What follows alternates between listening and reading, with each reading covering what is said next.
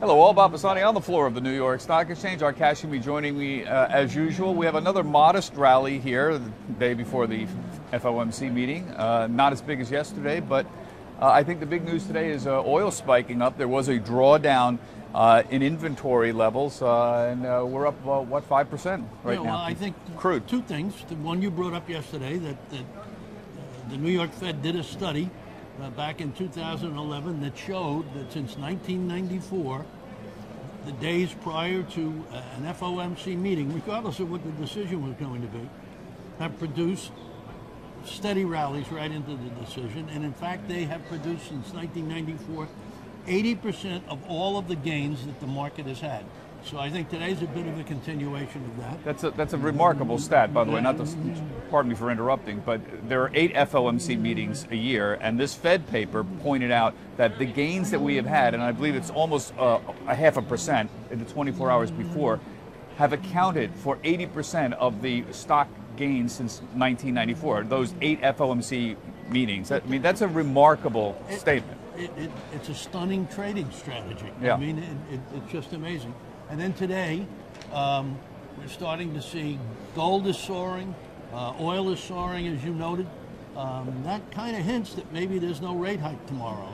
If all the commodity bases are beginning to lift here, that doesn't sound like we're going into a tightening phase. Yeah. Well, you know, I have to say, one of the rules I have is, you know you're in trouble when your best sources call you and ask you what's going on. The trading community seems totally confused about what's going to happen tomorrow. Whether they raise rates or not, no one is quite sure how the markets are going to react at this point. Assuming the market they do not raise rates, but say they are on track for continuing to raise rates, the market reaction would be what? What would you anticipate? Well, I was out to dinner last night with some people formerly attached to the Fed and some other folks.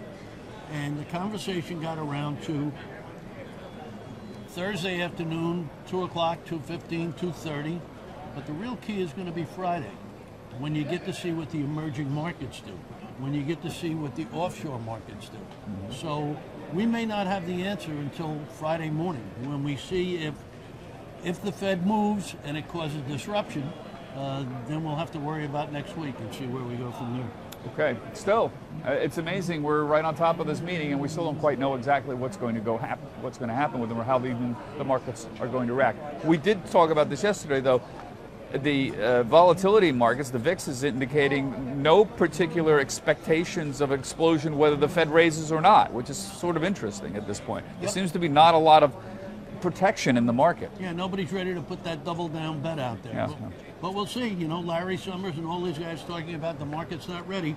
We'll find out. Okay. We'll be ready. He'll be here. We'll be talking with him exclusively at CNBC.com. Have a good evening. Take care.